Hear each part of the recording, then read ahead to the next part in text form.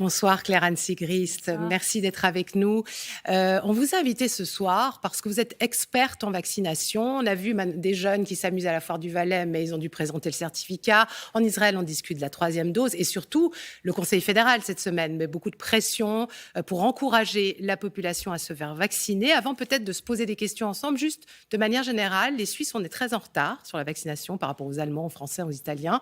Est-ce que vous comprenez qu'aujourd'hui, il y a encore des réticences à se faire vacciner ? Oui, moi je comprends absolument qu'il y ait encore des hésitations parce que tout a été très vite, tout a été un peu dans tous les sens. Les chiffres sont compliqués à comprendre et les pays qui ont bien vacciné ont mis en place des mesures de contrainte, comme on l'entend. En Suisse, on compte encore sur le fait que chacun peut se décider en fonction des faits. Et les faits sont têtus. Et c'est d'ailleurs pour ça que j'ai accepté de venir ce soir. Je ne voudrais pas être vue comme la force de frappe du Conseil fédéral. Je suis là pour répondre aux questions. Chacun doit ensuite pouvoir se décider en fonction de ses croyances et ses valeurs. Alors, on va se poser ensemble, si vous voulez, les questions que tout le monde se pose. Première question, essayons de voir le vrai du faux. Pourquoi je me ferais vacciner alors que vacciné, je peux encore attraper le Covid ?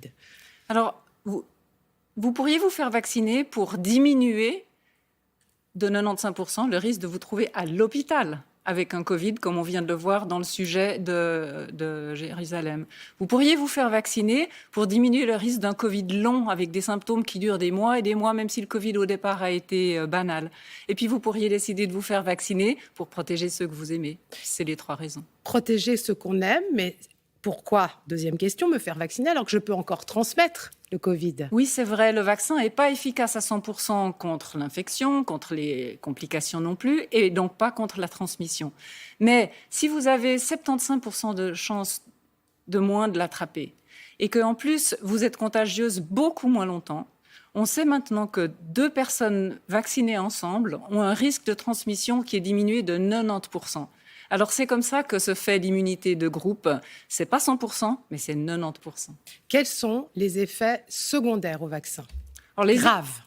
Les effets secondaires fréquents, c'est ceux qu'on connaît tous. On a mal au bras, de la fièvre, etc. Les effets secondaires graves, ils ont été beaucoup plus rares que je ne le craignais il y a une année, peut-être sur ce même plateau.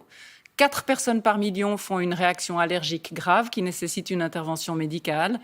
On a observé des inflammations autour du cœur ou dans les tissus du cœur, particulièrement chez les jeunes hommes, pendant quelques jours après la vaccination. La fréquence, c'est 60 par million, donc c'est vraiment des petits chiffres. Ça dure quelques jours, ça ne laisse pas de séquelles.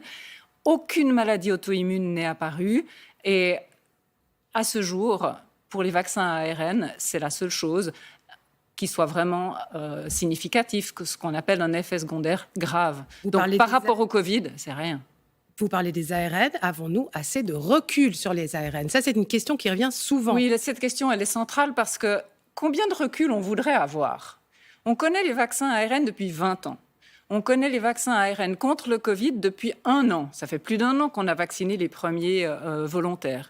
On en a vacciné 2 milliards dans le monde. Et on est capable d'identifier des effets secondaires aussi rares que quelques-uns par million. Donc, comme vaccinologue, je serais incroyablement surprise qu'un recul supplémentaire identifie des effets qu'on ne connaîtrait pas encore dans les tranches d'âge des 12 ans et plus pour lesquels on a ces données. Johnson & Johnson, qui va arriver en Suisse la semaine prochaine, est-il une bonne alternative pour ceux qui ne veulent pas faire d'ARN ?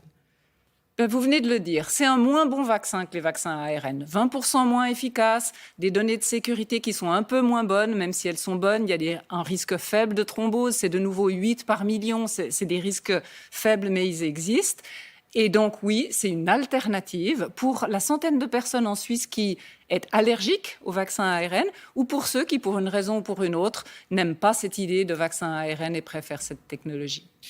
Merck présente un médicament contre le Covid, ça a été annoncé il y a quelques jours. Est-ce qu'un médicament est une alternative au vaccin ? Bien sûr, si on a un médicament, ça diminue le risque la nécessité que tout le monde soit vacciné. Mais encore faut-il voir comment on fait le diagnostic.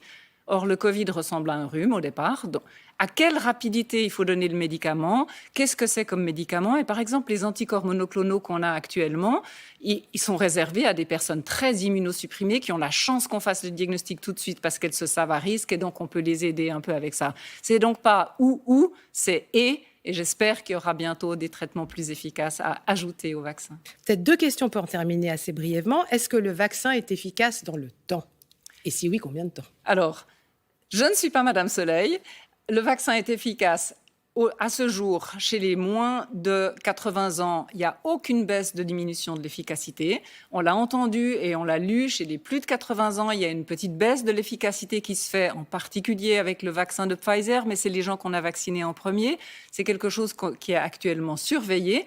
Donc on peut dire, on est bientôt à 1 an du début de la vaccination, on peut dire que la vaccination l'effet dure au moins 1 an. Et ensuite, il y a l'immunité mémoire, comme on l'a entendu dans le sujet. Alors, on terminera par ça. Est-ce qu'on devra tous faire une 3e dose? Je n'y crois pas. Je n'y crois pas du tout que ça soit nécessaire. Bien sûr, je base mon opinion sur les faits que j'ai sous les yeux aujourd'hui. Je pense que les personnes âgées et fragiles vont bénéficier d'une 3e dose pour remonter leur taux d'anticorps, mais que pour nous, ça va faire... Comme pour toute infection, une fois qu'on a lancé le système immunitaire, il se réveille au moment où il est de nouveau exposé au virus. Et je pense qu'on n'aura absolument pas besoin de vaccins réguliers. En tout cas, à ce jour, la seule question à se poser, c'est est-ce que je choisis maintenant le vaccin ou le Covid? Merci beaucoup, Claire-Anne Sigris, d'avoir répondu à toutes ces questions. Merci.